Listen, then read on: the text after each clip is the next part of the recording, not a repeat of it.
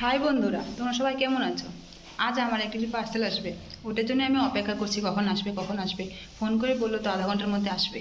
পার্সেলওয়ালা দাদাটা ফোন করে বললো যে 30 মিনিটের মধ্যে আসবে। এখন 1 ঘন্টা হয়ে গেলো, এখনও আসলো না। দেখতে দেখতে সন্ধ্যা পার হয়ে গেল, এখনও আসে নাই। মনে তো হচ্ছে আজকে আর আসবেই না। এখন টাইম হচ্ছে 7:45। এখন আমাকে ফোন করে বলে যে বাইরে আসো, আমি পার্সেল নিয়ে আসছি। টাকাটা আমি আগে থেকে রেডি করে রাখি, কারণ পার্সেলওয়ালা আসলে আমি সঙ্গে সঙ্গে গিয়ে নিয়ে আসবো। তাই আমি টাকাটা নিয়ে বেরিয়ে যাই পার্সেল আনতে। অবশেষে পেলাম, এত অপেক্ষা করার পর। সকাল থেকে অপেক্ষা করতে করতে একটু আগে আসলো আমার ড্রেসটা। কালকে রাত 8টা বাজছিল আস্তে আস্তে অর্ডারটা, তাই আমি আর সেটা আনবক্সিং করি নাই। সেটা আমি আজকে আনবক্সিং করে তোমাদের দেখাচ্ছি। এখন আমি ড্রেসটা আনবক্সিং করে দেখব ড্রেসটা কীরকম এসেছে।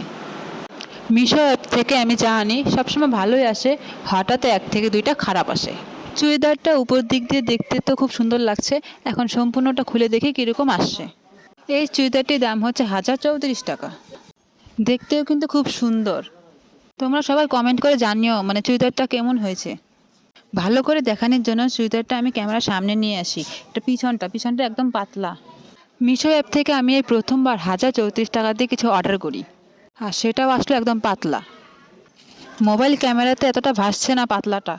তোমাদের এখন প্যান্টটা দেখাই। প্যান্টটা খুব সুন্দর হয়েছে, একদম ফিটিংও ভালো হয়েছে, আর তারপরে কাপড়টাও ভালো ছিল। শুধু চুড়িদারটা একটু পাতলা। তারপর চুড়িদারের ওড়নাটাও খুব সুন্দর, সব দিকে লম্বার দিক থেকে চওড়ার দিক থেকে সম্পূর্ণ পারফেক্ট এসেছে। কালারটাও সেম টু সেম এসেছে। তোমাদেরকে ভালোভাবে দেখানোর জন্য আমি ক্যামেরার সামনে নিয়ে আসি ওড়নাটা। তোমরা দেখতেই পাচ্ছ। 1034 টাকার মধ্যে এই ড্রেসটা হয় নাই।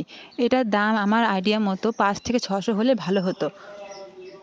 আমি ভাবলাম এত দাম দিয়ে ড্রেসটা আনলাম, নিশ্চয়ই ভালোই হবে। এখন সম্পূর্ণ ড্রেসটা পরে তোমাদের সঙ্গে শেয়ার করছি। তোমরা কমেন্ট করে আমাকে জানিও চুড়িদারটি যে পরলাম, চুড়িদারটি আমাকে কেমন মানিয়েছে।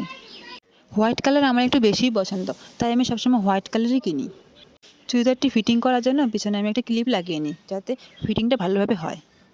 এই চুড়িদারটি এতটাই পাতলা যে ভিতরে আমি ইনার বা কোনো কিছু পরি সেটাও ভাসবে। ক্যামেরার মধ্যে এতটা বোঝা যাচ্ছে না।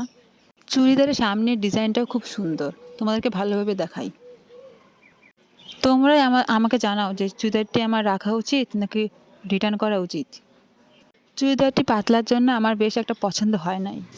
অনলাইনে যাই দেখি তাই পছন্দ হয়, কিন্তু আনার পরে সেটি আর পছন্দ তেমন একটা পছন্দ হয় না। তোমরা এখন আমাকে জানাও আমি ড্রেসটি রিটার্ন করবো নাকি রাখবো।